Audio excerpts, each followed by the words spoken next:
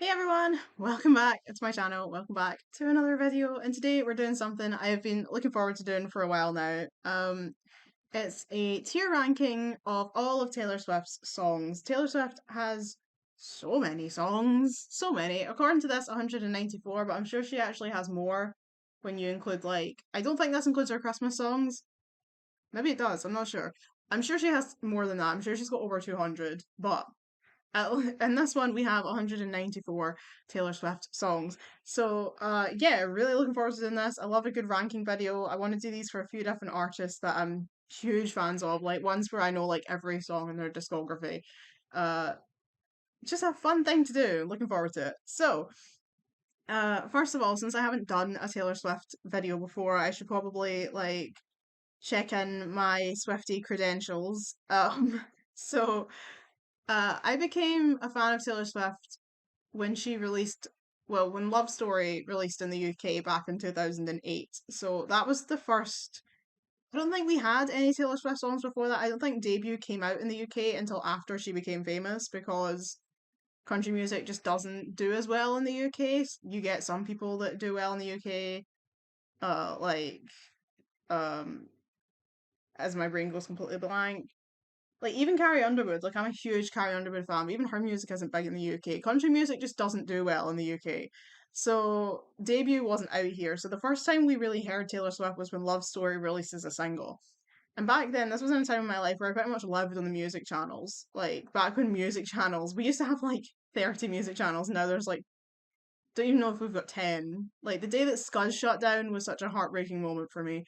But I used to spend all my time on the music channels, and this song kept coming on, Love Story, and I just loved it. I just thought it was the best thing ever. I ended up like coming up with a story based off of this song back when I used to just write stories all the time, like little random stories, like all about like a princess, like trying to like escape her life and all this off the back of this one song.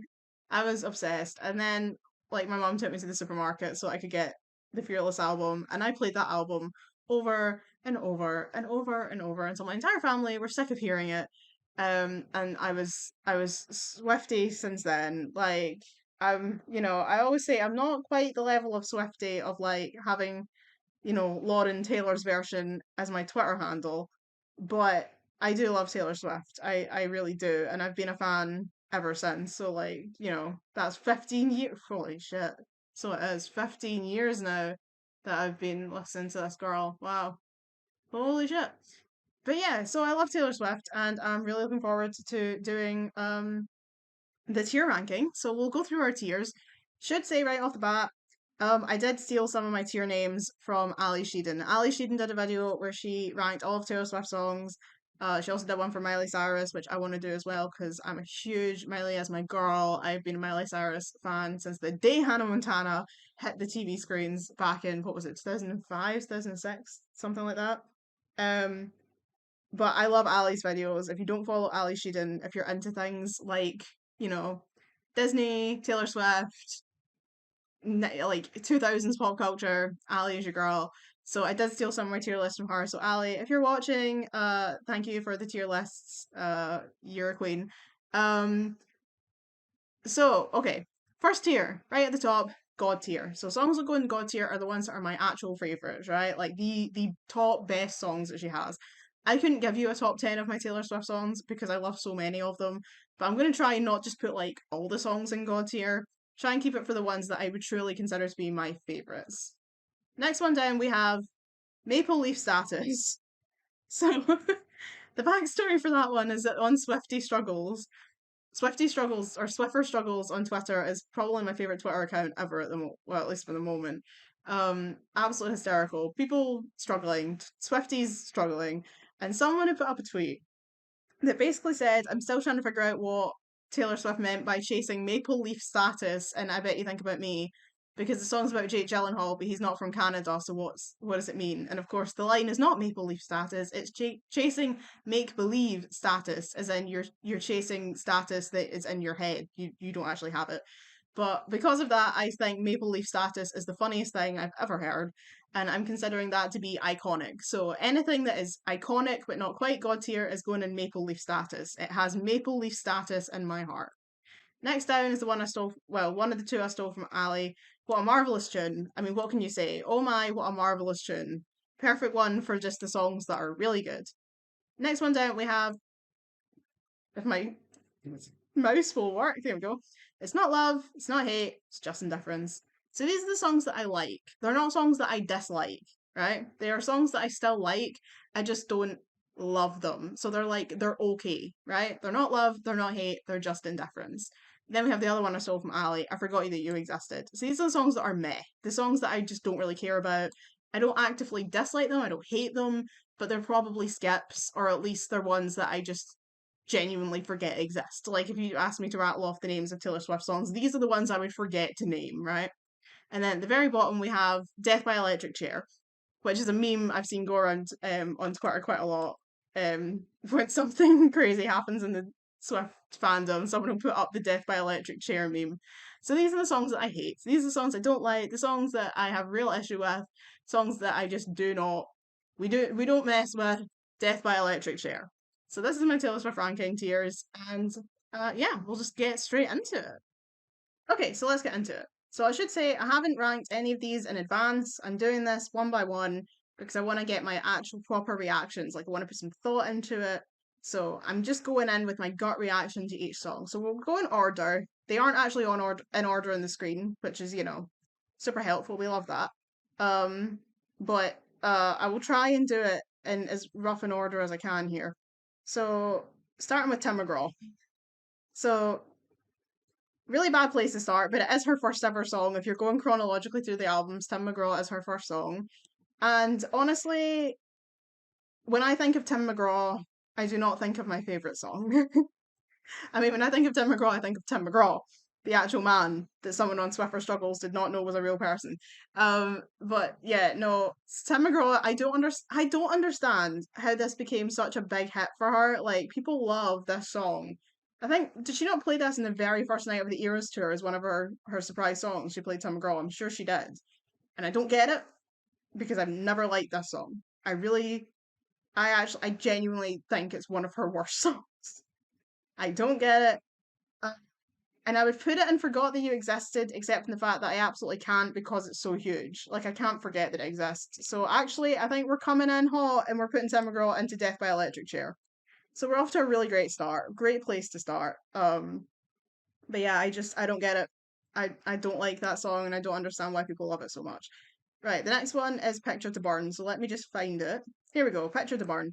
So Picture to Burn is a much better one, okay? This is, unfortunately we had to start with Tim McGraw, but Picture to Burn is absolutely god tier, right? Like, state the obvious, I didn't get my perfect fantasy. I realized that you love yourself more than you could ever love me.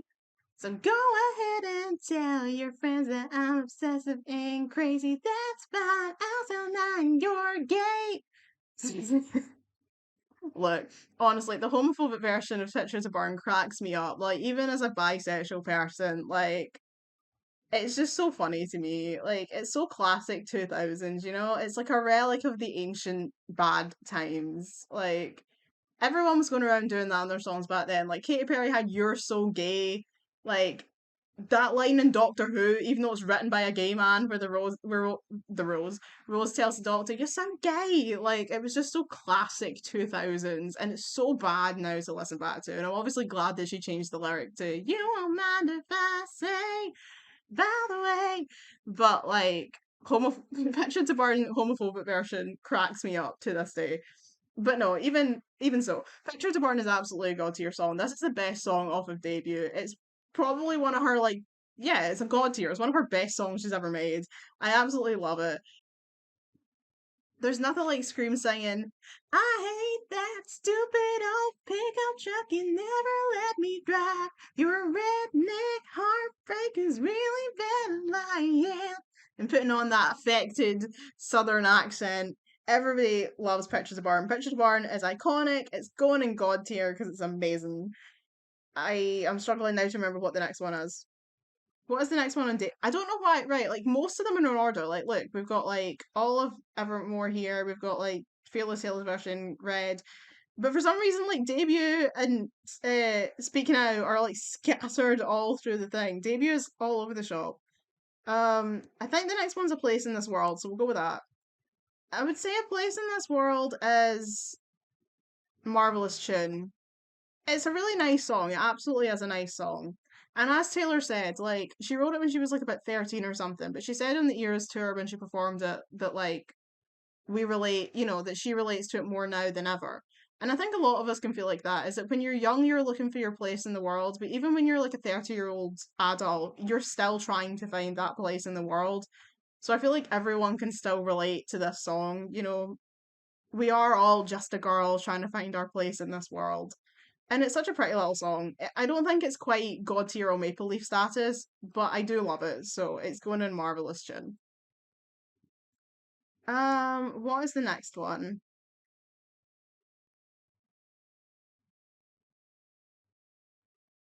Let's just go with Mary's song. I'm trying my real best to remember what order debut is in. So Mary's song for me, I love that one. That used to be one of my favorites, but it's went down about over the years. So I'm debating between. I don't think it's quite God tier. I think it's Maple Leaf status. I really like Mary's song. It's so fun and it's so pretty and it's so sweet. It's like I'll be 87, you'll be 89, I'll still look at you like the stars will shine. It's so sweet and it's just I don't know. There's just something about it that's really classic and lovely and it just makes my heart happy. I don't really have much else to say about it other than it's just a really nice little song and I love it. So, yeah, I don't think it's quite God tier, but it's definitely better than A Marvelous Tune. So, Maple Leaf status for Mary's song. Let's just do our song. Our song is Death by Electric Chair. You know what? It's probably one of the most controversial opinions of the entire video. I don't like Our Song. I've never liked Our Song. Our Song was on Fearless. We'll get to that. Fearless had, well, I might as well say it now. Fearless, when it came out in the UK, the international edition had some of the songs from debut on it. So I had Our Song, Teardrops in My Guitar pop version, and Should Have Said No international mix. So to me, those were Fearless songs before I got to hear debut in its entirety. Um, and if I'm listening to my Fearless physical CD, they're on there still. Obviously, they haven't disappeared. But even right back then, even then, when my first, back when I used to play Fearless over and over and over again, I never liked Our Song. I always thought it was just not a good song. I think people have come around to the idea a bit more over the years because everyone makes fun of the whole like when you're on the phone and you talk real slow because it's late and your mama don't know. And it's like, how is him on the phone like, hi, Taylor. I really like. How is that gonna make his mum not hear him? Like, surely she meant when you're on the phone, you talk real low, quiet. Your volume is low because your mama don't know. Like, the lyric was right there, and she missed it. But that doesn't change the fact that I just find the whole song annoying. Like, I just asking God if he can play it again. I just don't like it. I don't like it. So, right, I'm only me without. Yeah, I'm only me when I'm with. Oh my god, I'm only me when I'm with you. Um, I don't have a huge amount to say on I'm only me with I'm with you. Oh my god, I can't say it. I'm only me when I'm with you. So I'm thinking Marvelous Tune. Like I like it. I don't think it's just indifference. Yeah, I'll go with Marvelous Tune. I don't have a lot to say about that song other than I just like it. Okay, Invisible.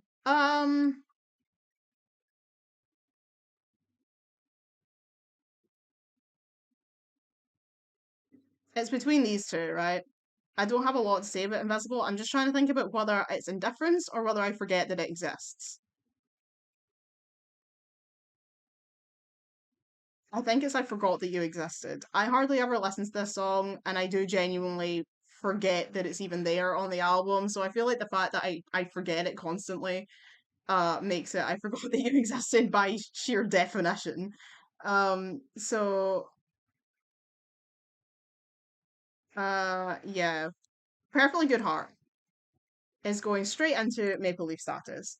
Maple Maple Leaf status. I saw a video once, right, and it was using Spotify, looking at how many plays the songs had on Spotify to figure out what is the most popular song, least popular song of each Taylor Swift album. And from the Spotify listens, A Perfectly Good Heart came out as the least popular song on debut, and I cannot fathom it. A Perfectly Good Heart is one of the best songs on that entire album. It is so good. It makes me so happy. I mean, it's a sad song, obviously, why you want to break a perfectly good heart, but it's just such a beautiful song to listen to that I love it so much. Whenever I listen to it, it just warms my heart 'cause it's so good. And yet somehow it came out as the least popular song on debut. When Tim McGraw and Our Song exists, you're all crazy. So like I'm going on Spotify and I'm leaving it to play Perfectly Good Heart for a week straight until it gets the justice it deserves. I'm telling you. Teardrops and My Guitar pop versions. This is the version that was on Fearless. Maple Leaf Status. Teardrop on My Guitar is iconic. You know, Drew looks at me, I fake a smile so he can't see. It's just so iconic. It really is. Like, there's not a lot else to say. It's just an iconic song. And it still holds up to this day. Like, I still love Teardrops in My Guitar. And I'm talking about the fact that, like, you have to remember that because debut wasn't out in the UK, I heard debut after. I don't think I actually listened to debut properly until after Speak Now. So it was like the third Taylor album for me. So Teardrops on My Guitar is like from the first album that I ever heard. So it was one of the ones that I played over and over and over again way back at the beginning. So you'd think after 15 years I'd be sick of it. But I'm not. It still holds up. It's still amazing. So Maple Leaf Status for Teardrops on My Guitar. Teardrops on My Guitar, not pop version. Uh since it's here, we'll just stick it into I Forgot That You Existed because I do. I don't ever listen to the one that's not the Fearless version. So The Outside. The Outside is a marvelous tune, I think. It's a really pretty song. I don't think it gets the credit it deserves. People sleep on The Outside, um but I do have to say, if we're talking about songs about being on the outside looking in, my girl Jordan Pruitt did it better. Like, even to this day, as a grown ass woman who is no longer getting bullied at school, you don't know my name, you don't know anything about me. I've tried to play nice, I want to be in your game. Still absolutely breaks my heart. If you could read my mind, you might see more of me than meets the eye. The word travels fast, I'm telling you to your face. I'm standing here behind your back. Jordan Pruitt destroyed my soul with that song back in 2006 or whenever that was. So like when Taylor says like from the outside looking in, I'm like, girly, I love you, but you're not Jordan Pruitt. But the outside is still beautiful. I've never been on the outside. So good. I can hear music coming from somewhere. Where the heck is Cold as You? Here we are. Cold as You is also okay. I mean, I feel like I'm putting too many in Maple Leaf Status here, but Cold as You, right? These are my top five from debut, so that's why. Cold as You is so good. Like, grammatically, this line is a mess. Obviously, I've never been anywhere cold as you is grammatically a disaster. But I absolutely get the point she's trying to make. And the fact that she wrote that song when she was like about 15 and wrote such a harsh lyric, like, that's the quality of Taylor's lyrics right there, you know? Like, I've never been anywhere cold as you. You know, she's saying that like you as a person, your attitude is colder than the actual cold weather outside. Like you are the coldest place I've ever been. And that is just so harsh and so incredible. I love it. I love Cold as You. So good. Such a good breakup song from someone so young. Tied Together with a Smile. I think we've got our first not love, not hate, just indifference. I don't dislike Tied Together with a Smile, but I don't love it. So it is not love, not hate, just indifference. But I like the message behind it. About like, you know, you're tied together with a smile, but you're falling apart. Like, love the message, just not the best song in the world. But I do think Tied Together with a Smile has some of her like best vocals. She's got some really nice vocals on that song. Um, that we don't appreciate. Is what I think about that one. Stay Beautiful is going straight into Death by Electric Chair. That song annoys me so much. So much. It's like, Stay Beautiful. It's just really irritating. The tune is annoying. Her voice is so high pitched. I'm sorry, Taylor. That song is awful and I hate it. And Death by Electric Chair. I don't have anything else to say about that. Just I hate Stay Beautiful. It's a huge ass skip, and that's that. So Should Have Said No I need to talk about because there are two versions of Should Have Said No. There's one that's on debut, and there's one that's on Fearless. And I've seen people arguing about this online because it still happens to this day that people don't know that there was a version of Should Have Said No on Fearless that's different to the version on debut. So the international mix that's on the Fearless album, the one that we got in the UK, because we didn't get debut, the Should Have Said No version that's on Fearless is very different to the one that's on debut. It is much rockier, it has much heavier guitar, it's just a much more rocky song.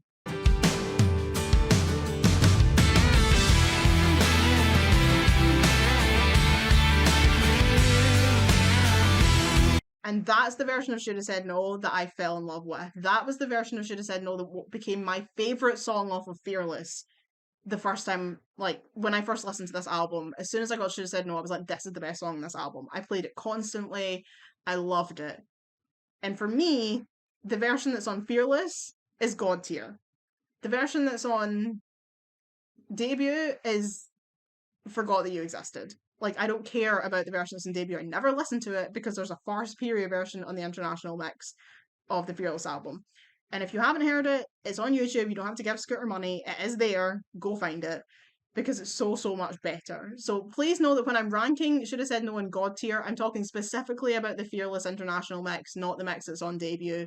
I realise that the picture here is of debut, but I pretend I do not see it. We're not talking about her. She doesn't exist. There's only the Fearless version. So that should be all of debut. Woohoo! Okay, so we have debut. So we will go on now to Fearless Taylor's version, which has a ridiculous amount of songs, to be quite honest. Look at this. Look at all these songs. Luckily these seem to be in order, so that makes life a lot easier for me, because um honestly a lot of the time I play songs in the order that they're on the album because my brain crashes if I try to not. So this makes my life a lot easier. Fearless. God tier. Fearless is still one of my absolute favourite Taylor Swift songs. It's my favourite song off of Fearless now. It just ever so slightly edged ahead of Should Have Said No. There's something about the way the street looks when it just looks. No, there's something about Fearless that as soon as I hear it, it just makes me feel happy. Like it's a sense of nostalgia. It's the sense of like taking me back to this like much simpler time in my life, which wasn't simple because it was a horrible time in my life. 2008 was truly one of the worst years of my life. But that being said, it was still a simpler time in some ways because you're young and you're going to school and your life is still ahead of you and you don't have bills to pay. That being said, you could not pay me money. You could not pay me money to repeat the year 2008. Absolutely the fuck not. But there is something really nostalgic about that song, and as soon as it comes on, I just hear that intro of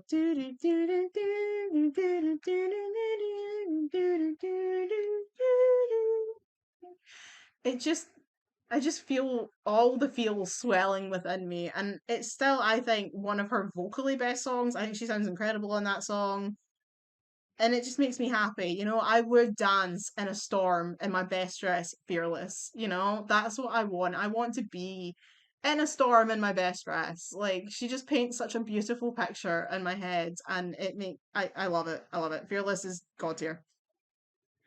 15. Hmm. Maple Leaf Size.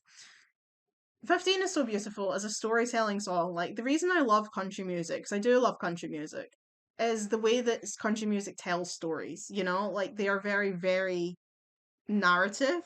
And 15 is absolutely one of them because the way that she tells the story about her and Abigail going to high school, you sit in class and it's a redhead named Abigail, and soon enough you're best friends, laughing at the other girls who think they're so cool, you'll be out of here as soon as you can.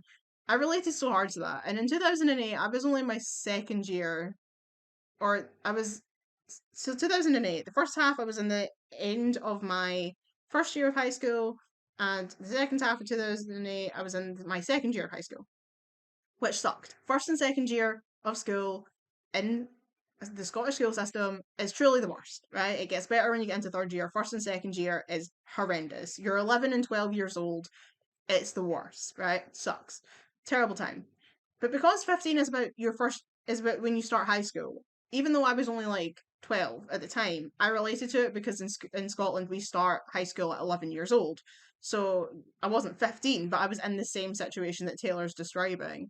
And yeah, I think it just really spoke to me at the time. And while I've certainly outgrown the song now, I look back on it and I can absolutely understand now far better than I could then this message that she's trying to tell. Like, I ended up, with a boy when I was 15, and I did have it in my head that I'm going to marry him someday. And I did eventually realize bigger dreams of mine. And I look back now and I'm like, I should have listened to what Taylor said, Your life, you will do better things than dating the boy in the football team, even if you don't know it at 15.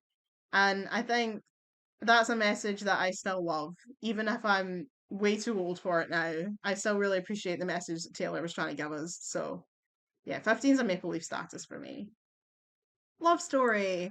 So Love Story, as I said, is the song that got me into Taylor Swift, but I think in retrospect, it's probably just a marvelous tune. I say just, but like, it's still a great song, and you still have to scream sing it at the top of your lungs, but it's not one I listen to through choice very often. I'm not sitting around like, I'm gonna listen to Love Story today. Like, it's just not it's not one of those for me. I think she's got a lot better songs, but it does obviously still have it was a great song because if it wasn't a great song, it wouldn't have got me into her. It would have made me go out and buy the entire album off the back of one song, and that can be risky.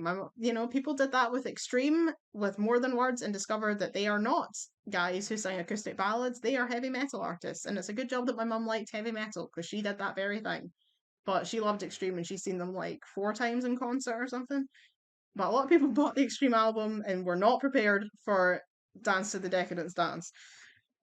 My point is, it must have been a great song that I went and bought a whole album off the back of it. So, but I think Marvelous Tune is the best I can give it. Hey Stephen is not love, not hate, just indifference for me. I never really cared for it to begin with, and it hasn't really grown on me at all over the years. I don't dislike it. It's just there. Like, all the girls tossing rocks at your window, I'll be the one waiting there even when it's cold. It's still a great lyric. I like the tune. It's like, all the girls tossing rocks at your window. I'll be the one waiting there even when it's cold. I love that, but it's just not a fave for me. So, yeah, it's going in indifference.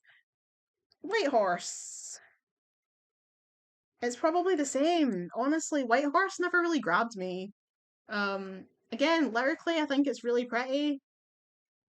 But it was just never one that I listened to all that much. It's a bit of a skip for me. I do listen to it, but it's not a fave. It's not a fave. Yeah, no, I think indifference. You Belong With Me, I'm gonna put in Marvelous Tune. Do I think that that song has aged poorly? 100%. I think we should not be judging girls because they wear short skirts and you wear t-shirts and they're cheer captain and you're on the bleachers and they wear high heels and you wear sneakers.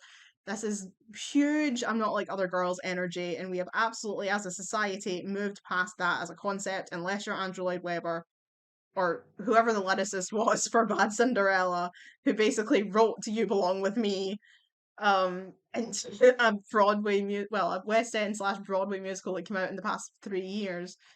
Bad Cinderella is literally just I'm not like other girls, the musical. It's painful. Sorry I'm so rude, sorry you're so lame, I won't play your game, might as well be a lyric from You Belong With Me. But as much as it's aged and it's dated, it's still a jam, and you still can't help when you put it on to just be like, she wears short skirts, I wear t-shirts. Like, sometimes you just have to embrace the dated cringe. I Kissed a Girl by Katy Perry. Terrible. Lesbophobic nightmare. Is it still an absolute bop? Completely. Do I sing along every time I hear it? Yes, because I'm only human. Breathe. Marvelous tune. Yeah. That song breaks my heart. Still to this day. It's 3 a.m. feeling like I just lost a friend. You know it isn't easy. Easy for me. I still don't really know who Kobe Callie is, apart from that and one other song that she ever had. But Breathe is beautiful, and I love it. So I can't breathe without you, but I have to. Beautiful, love it. Tell Me Why is a marvelous tune. I don't think it quite lives up to some of the others, like Love Story, but Tell Me Why, I listened to that all the time because I related to it. I had a group of friends who treated me like shit, and I just didn't have any other friends to kind of go to instead, so I just kept hanging around with these people who made me feel like shit all the time and who clearly didn't like me and didn't want me around. And, you know, you know how that Dane Cook skit about being the friend that nobody likes? This girl. Um, so the lyrics of this song I really related to them because it's like, why do you have to make me feel small so you can feel whole inside? Why do you have to cut down my dreams so you're the only thing in my mind? You can write a book on how to ruin someone's perfect day. That's how I felt every day with these people because it's like I showed up just trying to be myself and they would just find ways to make me feel bad about it. Feel bad about any time I spoke, anytime I did anything. It's like, Lauren, why do you have to be like this? Why do you have to be so loud? Why is your voice so annoying? You're like, why are you always talking about stuff that no one cares about? And it's like, God, sorry for just trying to involve myself in the conversation with my people who are supposed to be my friends. So I absolutely related to that song, so I listened to it way too much. But nowadays, it kind of just brings back bad memories, so I don't really listen to it. I don't really want to remember that feeling, but is it still a jam? Yeah, so Marvelous June. You're Not Sorry is going in Love, Hate, and Difference, but very same opinion as Tell Me Why. It was also one that I felt like they weren't sorry. Literally exactly the same feeling as Tell Me Why was applied to that song about my friends. So yeah, but not as good as Tell Me Why. So The Way I Loved You is a marvelous tune. Um, The Way I Love You is great. Like it's a great song. It really is. Like am I screaming and fighting and kissing in the rain when it's 2 a.m. and I'm cursing your name? You're so in love that I act insane, and that's the way I loved you. Breaking down and coming undone. It's a roller coaster kind of rush, and I never knew that I could feel that much, and that's the way I loved you. What a great song. The beat, the actual melody, it's so good. Yeah, love it, love it, love it, love it, love it. Should that make it higher? You know what? You know what? Yeah, it's a Maple Leaf status. I'm wrong. It's a Maple Leaf status. Forever and always. Also, a Maple Leaf status. It rains in your bedroom, everything is wrong, it rains when you're here, and it rains when you're gone. Like, those don't sound like great lyrics, but see when you hear them, and it rains in your bedroom, everything is wrong. It rains when you're here, and it rains when you're gone. Oh, I remember the first time I heard that, it just went right through me. Like, that tune, it was just so good. And I used to play it all the time because I was like, this is incredible. This is an incredible song. So, absolutely Maple Leaf status. Or is it God tier? Is it God tier? You know what? Screw it. We only have one in God tier so far. Forever and Always going in God tier. Absolute masterpiece of a song. The best day is I Forgot That You Existed. I'm so sorry to Taylor's mom, right? Because I know this is a song for her mom. I really love the message, like spending time with your mom, and it's like, you set up a painting kit and you're talking to me. It was the age of princesses and pirate ships and the seventh dwarf, and daddy's something and you're the prettiest lady in the whole wide world. Lovely, but the song is drudgy and I don't listen to it. Change is Death by Electric Chair. So the thing about Change is just that I never liked it. I don't even have a story behind this one. Like, there's no reason. I just don't like it. Like, I never liked it when I listened to Fearless. It was always my skip. It just annoys me. I just don't like it as a song. And is it cool that she changed the lyrics to, like, these things have changed? Yeah, very cool. Still don't like it. Jump Then Fall, love, hate, and difference. I don't really care for Jump Then Fall either way, but I don't dislike it, but it's not her best. Untouchable is a cover, and it's I Forgot That You Existed. Crazy, because the original version is like a rock song, but it's fine. It's just fine. Forever and Always piano version, I'm actually just gonna leave here because I truly don't have an opinion on it. I never listened to the piano version, so like I imagine it's good, but I'm just gonna leave it here because I don't really care. Come In With the Rain,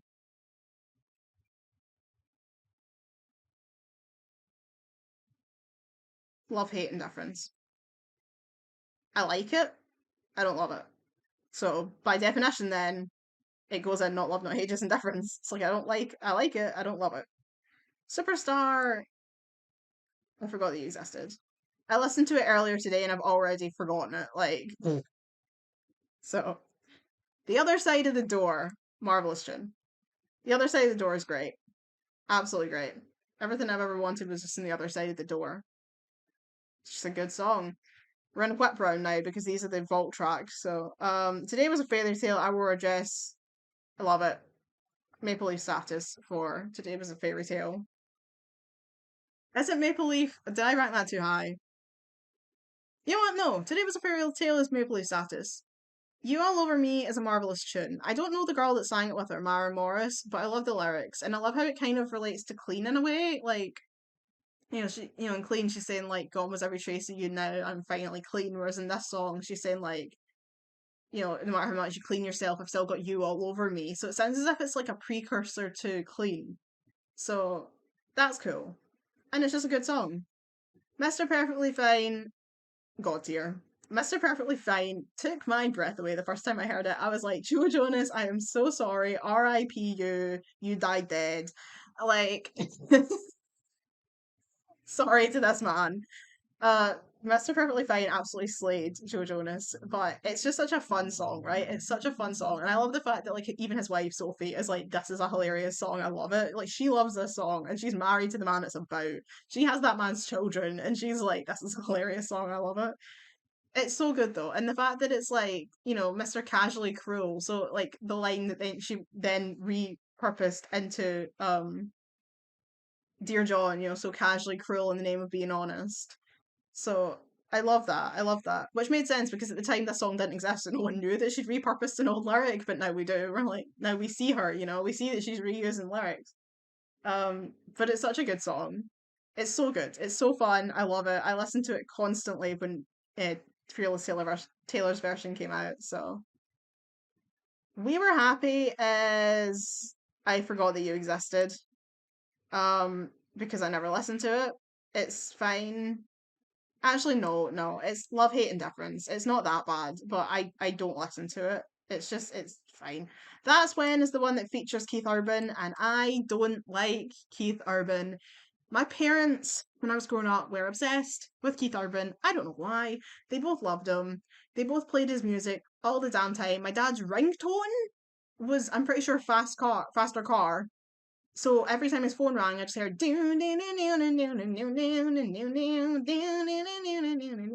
My mum, every time we were in the car, she had his albums playing. It was constant. They went to his concerts.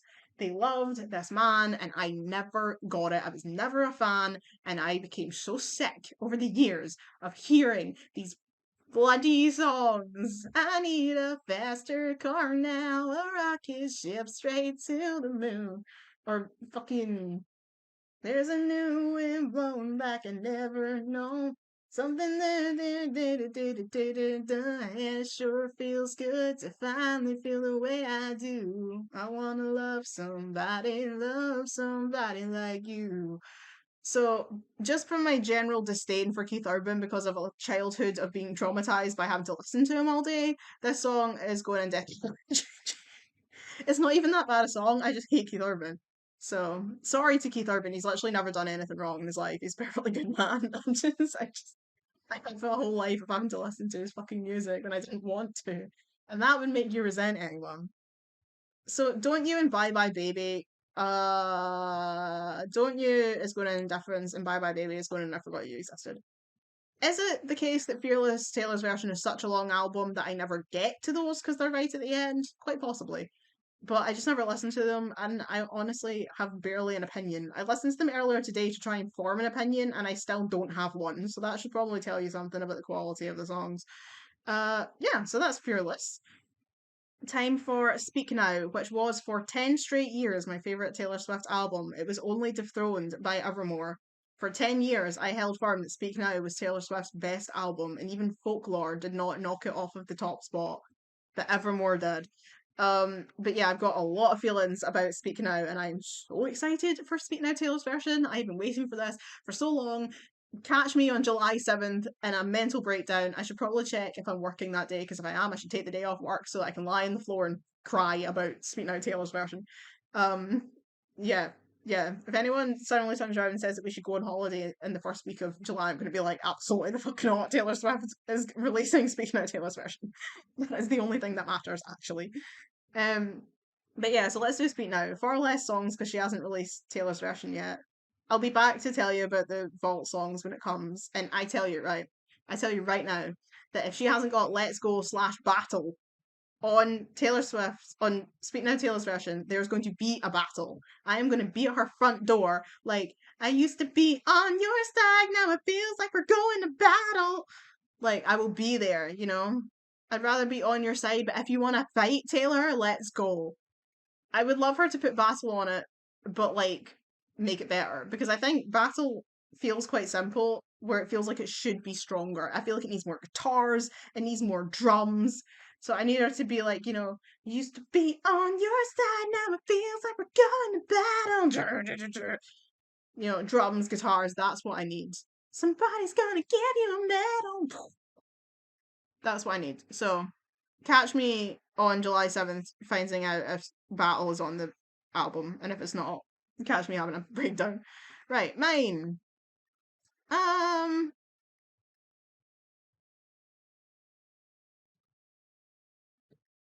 Maple Leaf Status. Actually, yeah, mine is so good. I love mine so much.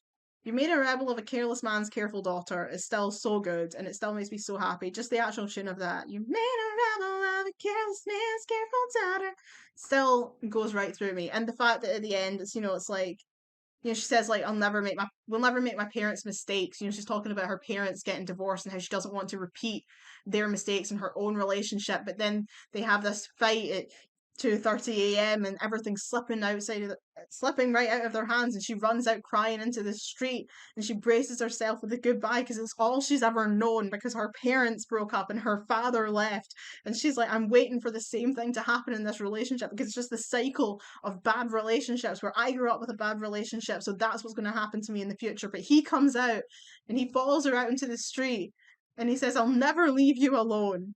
And he says, I remember we were sitting there by the water, and every time I look at you, it's like the first time I fell in love with a careless man's careful daughter. She is the best thing that's ever been mine. It's so good. Narratively, beautiful song, and as a child of divorce, it speaks to me on a personal level. So yeah, mine is a Maple Leaf Status. Sparks Fly is 100% going into God tier. One of my favorites she's ever released. Sparks Fly makes me so happy, and as someone with green eyes, I always love when we get appreciated because I feel like we don't, because green eyes are the least common of the main eye colors. So get me with those green eyes, baby, when the lights go down. I'm like, hell yeah, girl. Hell yeah, girl. Did that also make me think of Caleb? Because this came out obviously when I was a huge Witch fan, as if that's ever changed. And, you know, get me with those green eyes. Did that make me think of Cornelia and Caleb? Maybe. Is that why I like it? No, it's just an absolute jam. Get me with those green eyes, baby, when the lights go down. Give me something that will haunt me when you're not around, because I see sparks fly whenever you smile. It is still one, like, it just makes me so happy. Every time I hear it, it makes me happy. Still one of her absolute best songs, God tier. Back to December. So the thing about Back to December is that I've never liked it. Now, is it Death by Electric Chair?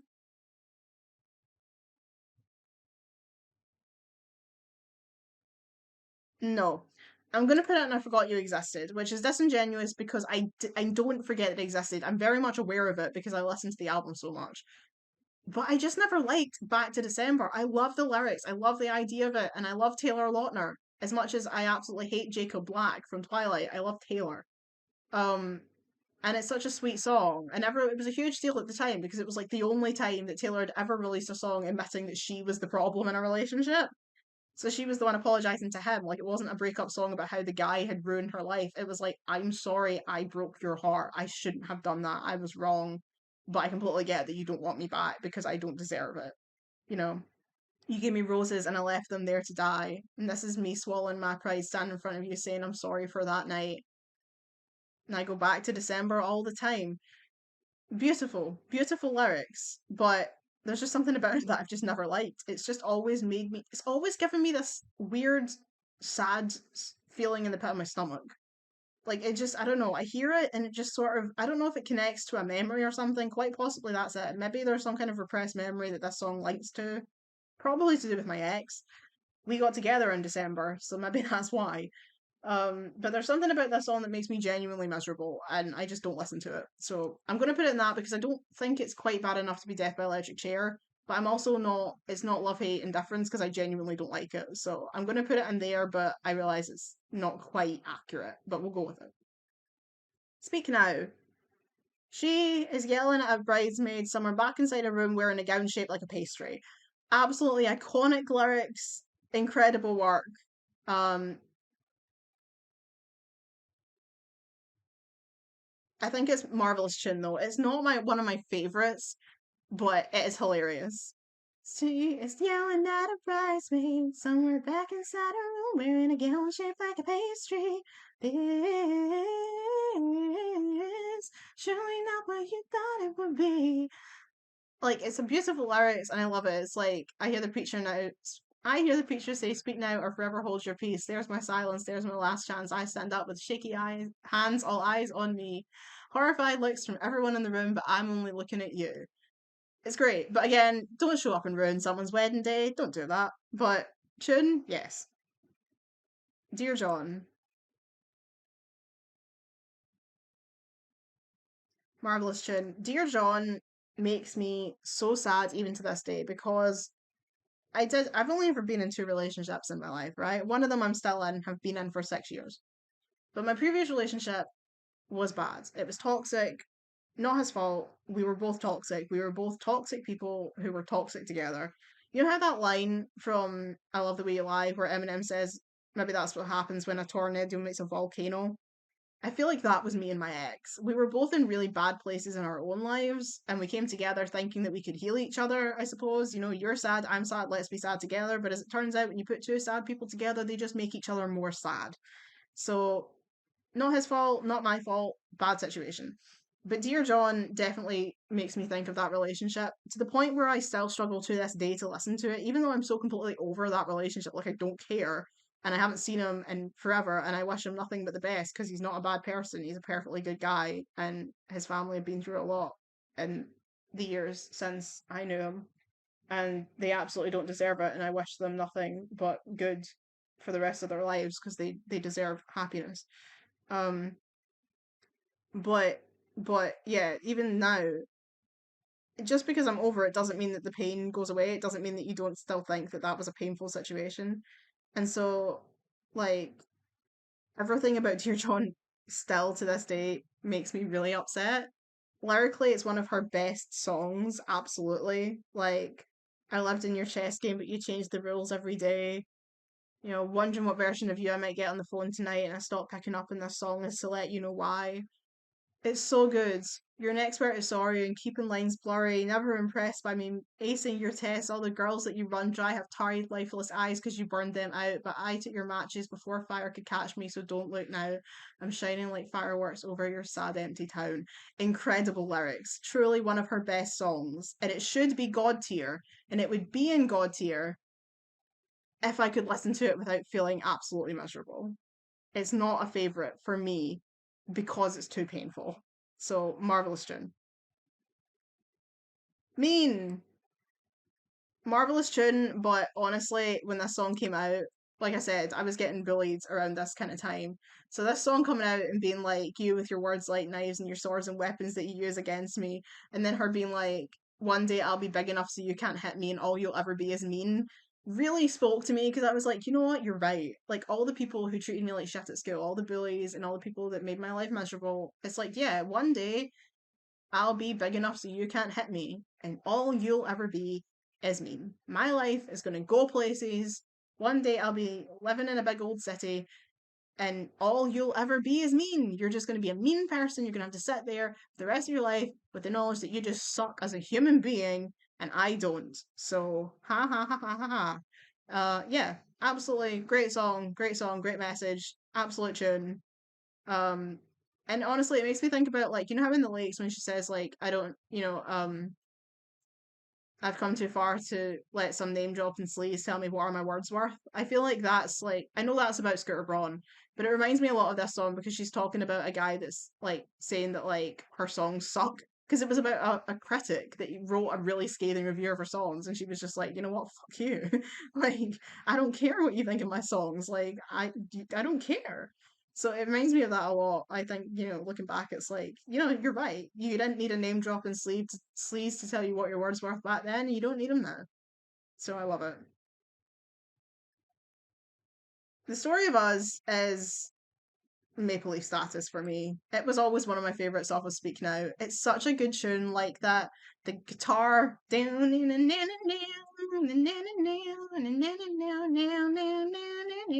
so good. And the bet. I tell you I miss you, but I don't know how. I've never heard silence quite this loud. Love that. That was always the line that got me, you know what I mean? Like we're standing alone in a crowded room, we're not that's not the line. Now we're standing alone in a crowded room and we're not speaking. Like that was also how I felt about me and my ex at the time. Because obviously we were at school, so we were constantly in the same room. But it was like we're in the same room and you're not even acknowledging that I'm here. You're not looking at me. You're not talking to me. You just don't seem to acknowledge that I even exist. What is this about? Like, what is going on? And the Story of Us ended as it should. So relatable, but in a much more fun way than Dear John. In a way that doesn't make me absolutely miserable to my core. Story of Us is a jam. I keep looking out the window because, like, it's, the time that everyone's coming home from school, so there's just so many kids milling about outside my house, and just gotta keep an eye because you never know what one of them are packing eggs to throw at your windows. Never Grow Up. I'm gonna be honest. Death by Electric. I love the message of Never Grow Up, right?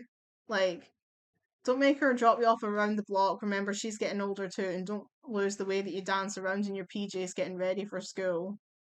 Like, it's beautiful. And then at the end, she's like, I'm all alone in my big apartment, in my new apartment in a big city. They just dropped me off. It's so much colder than I thought it would be. So I tucked myself in and turned my nightlight on. But honestly, one, it makes me genuinely sad. Even though I've never left the home that I grew up in, I've lived in the same house my entire life. So I've never had this feeling of having to go and live in a big city by myself. But it's just a really depressing song. It makes me upset, and honestly, I don't like it that much anyway. So, Death by Electric Chair to Never Grow Up. Really sorry. Love the message. Makes me too sad to listen to it, and I don't like it. Mhm. All I know is I was enchanted to meet you. Enchanted was my favourite song on Speak Now for many years. It's not anymore, but it's definitely still in the top like three. It probably is the top three actually, because Sparks Fly, Enchanted, and then there's one more that will fill that space. I went for a while. I couldn't listen to it at all because when I was 15, a mutual. It's hard to explain. She was a friend. She was the best friend of my best friend. She went to another school in our town. She went to primary school with a group of girls that I was really close with at school. But she went to private secondary school, so she didn't go to our school. But she was still one of their best friends because they'd all grown up together. They were all best friends, and basically her entire group of friends ended up going to the local school, and she went to private school, so she got separated from all her friends. But I knew her through our mutual group of friends, and she was a lovely, lovely human being. And she passed away from cancer when we were 15 years old. And I remember at the time, I felt like I felt like I'd missed an opportunity to get to know a really amazing person because I only knew her through my friends, and I'd spent like limited amount of time with her. Like there was one day me and my friends all went to the beach, and she was there, and we spent the whole day together. And I really enjoyed getting to actually know this person that I knew. I felt like I knew because my friends talked to her constantly, but like that was like the one time that I actually like got to know her in person, and she was just like the loveliest human being. And she passed away a month after her 15th birthday. And because I felt like I'd not got to know her well enough and I felt really sad about that, I put up on Tumblr at the time when it happened, um, I'll spend forever wondering if you knew I was enchanted to meet you. Because I realised that I never told her how great it was to get to spend that time with her and to get to know her, and how much I liked her and how I thought she was the loveliest person and the sweetest and the best friend, and how I just genuinely adored her and everything about her, even though I didn't. I wasn't as close with her, obviously, as my friends were, and I didn't know her that well.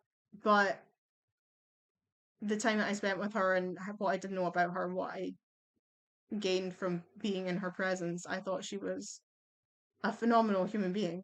And I am still to this day very, very upset.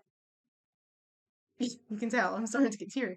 I thought she was amazing, and I still think she's amazing and strong, and just one of the most incredible people who's ever existed. To have to face down a battle like that at such a young age, and she did it with such grace.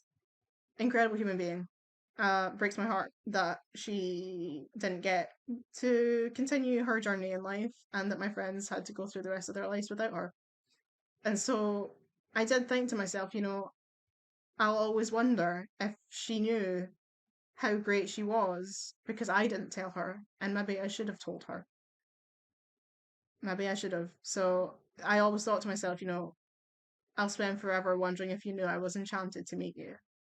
And because of that, it became impossible for me to listen to Enchanted because that one line kept upsetting me. It would bring me to tears every time I heard it. Now, it's been a long time since that happened. Not that the pain gets better, not that it makes, it ever goes away, but I can listen to Enchanted now and I still think it's one of the best songs she's ever made. It's a beautiful song. But it is always going to be difficult for me because I do associate it with something very, very painful. As much as the song's a happy song, it's about meeting someone that's amazing and thinking of what an amazing night you had with this one person that you just met. But it has different connotations for me, so I find it difficult. Yeah. Um, yeah, let's carry on because I'm gonna get upset if I keep talking about this. Better than revenge. What a fucking change of pace here. Right. Marvelous tune. Better than revenge, again, like You Belong With Me, has aged so, so poorly, aged like milk. Talking about a girl stealing a boy from you. I've talked about this extensively in my Olivia Rodrigo, Joshua Bassett, Sabrina Carpenter lyric breakdown recap thing, the two videos that I've made, I talk extensively about how a girl can't steal a boy from you. No one can steal a boy. No one can steal anyone from anyone. Okay, the person in the relationship who's dating you chose to end their relationship with you to be with someone else. Your issue should be with them, not with the person they left you for, because they can't physically force that person to leave. The Angelina Jolie thing is the definition of this. No one made Brad Pitt leave Jennifer Aniston. He chose to leave Jennifer Aniston because he wanted to be with Angelina Jolie. She did not physically force him to leave his wife to be with her. Okay?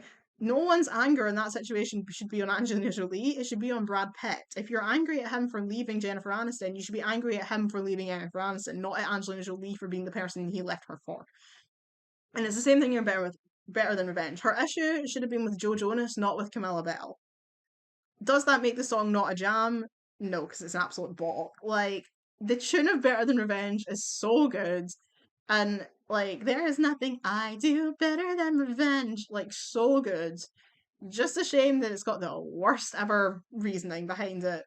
There's a big debate on whether Taylor should change the lyrics of Better Than Revenge, and I don't think she should, but it might be worth, like, putting something down to basically say, like, like the disclaimers they have on like Looney Tunes, where it's like this was made in a very different time, very different values, and we're keeping it because it's a good part of like animation history, but like not all the content is still okay. Or like there was a big drama because the BBC aired Dam Busters recently, and it's got a very, very offensively named dog in it.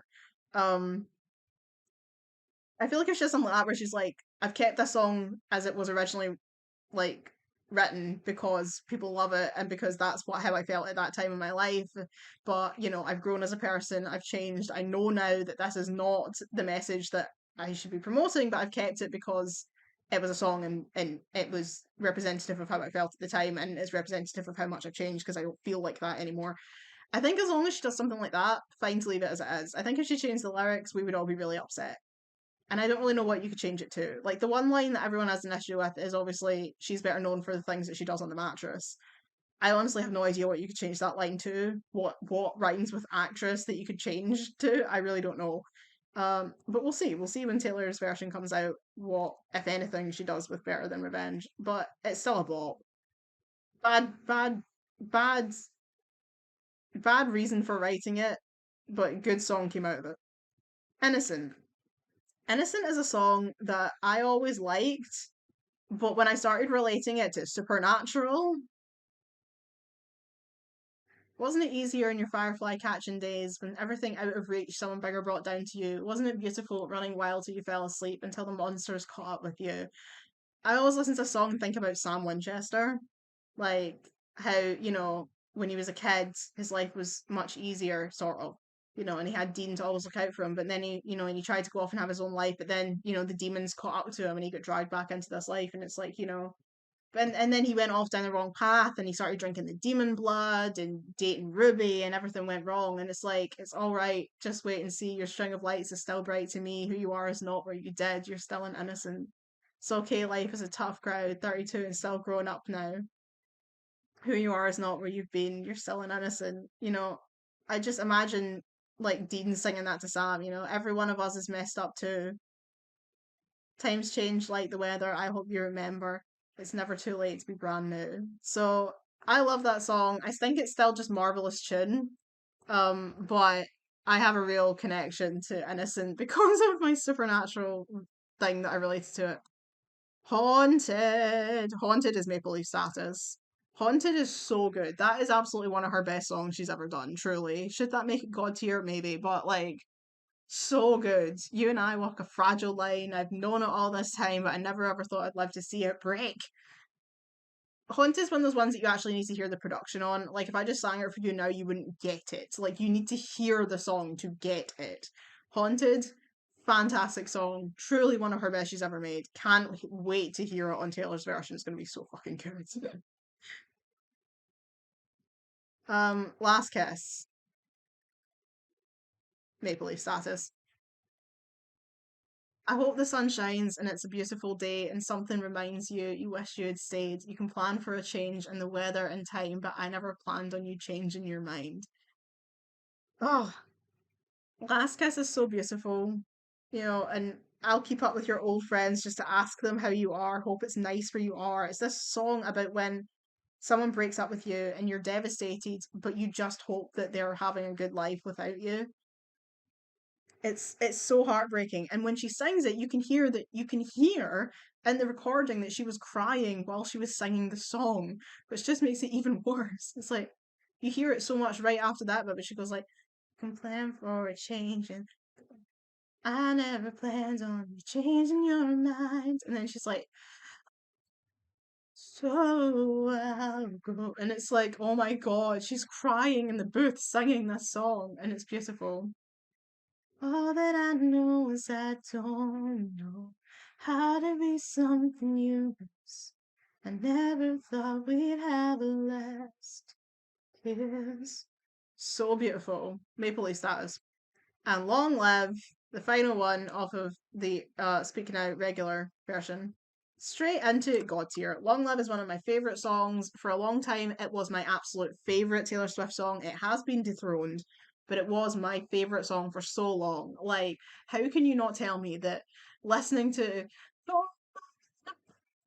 Thieves in ripped up jeans got to rule the world.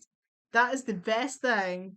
I love it so much. The fact that she wrote this about her band, like this isn't about a boy, it's not about her friends, it's about her band that she went on tour with and how she just like how she felt like she ruled the world when she was on stage with them.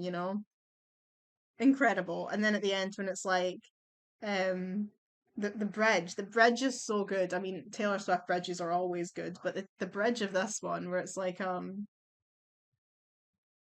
take a moment, promise me this, that you'll stand by me forever. But if, God forbid, fate should step in and force us into a goodbye, if you have children someday, when they point to the pictures, please tell them my name. Tell them how the crowd went wild. Tell them how I hope they shine.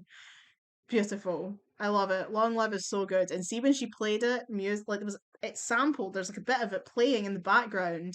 In the music video for Bejeweled, I lost my fucking mind. I lost my mind. I was like, that's Long Live. And when she finally plays it as a surprise song on the Eras tour, we are all going to die dead. R.I.P. I died. Truly. Okay, Speak Now Deluxe Edition. Hours. Ours is Maple Leaf status. Do we like the guy it's written about? No, we don't. But do we like the song? Yes, we do. Ours is so pretty. Like, it's just such a pretty song. I love it. I don't know. It feels like something that should have been on debut, honestly. Like, it feels like a debut song. Her voice is so, like, young on that song, despite it being 3 albums in. But I love it. It's just such a cute little song, you know? People throw rocks at things that shine, but they can't take what's ours. Beautiful. Love it. Um, I don't know why there's two of mine on here. I don't know what mine was in the deluxe version, to be honest. If this was a movie, is I forgot that you existed. I never listened to that song, and honestly, off the top of my head, I can't remember how it goes because every time I read the title, if this was a movie, all I hear in my head is, "If we were a movie, you'd be the right guy," which is a completely different song from Hannah Montana. And because of that, I can never remember how this song actually goes. So I forgot that you existed because truly, I don't remember it, how it goes. I'm going to leave these acoustic versions because I just don't care about like alternate versions of songs, so I'm just going to shove them up here because I'm not going to rank them. Superman, you are all going to hate me. You're all going to hate me. This is such an unpopular song for her. People hate Superman, and I'm shoving it in God tier. I don't know what it is about me and Superman. Maybe it's because I just love Superman, like the actual character of Superman. Like Daughtry have a song called "Waiting for Superman." I love that song. Five for Fighting have a song called Superman. I love that song. If you include Superman in your song, I'm apparently gonna love it. But I do. And do I relate it to like at least 4 of my ships? Yeah, yeah. Did I end up attaching it to Even Flynn from the Librarians, which made me. It was already one of my favourite Taylor songs way before I ever saw the Librarians. This isn't the point. But did I end up tying it to them because of like the whole thing about like how he keeps leaving and she just waits for him to come back, which is what happens constantly in the Librarians with Even Flynn. And she's like, I loved you from the very first day, and literally they say in the show that they fell in love the moment they met in that storm tunnel or whatever it is in the beginning of the first episode. So yeah, I love it partly because I love how much it relates to so many of my ships, but I just love it as a song. I don't know what it is. Like I just love Superman. Like, is it wrong that I've ranked it above like Haunted and Last Kiss? Probably, but this is my tier list and you can't make me change it. So I love Superman. Okay, so that's all of Speaking Out because I don't know why there's two minds, so we're just gonna leave it. Yeah, so that's Speaking Out. Time for Jesus Christ, Red Taylor's version. Oh my god. Oh my god, here we go.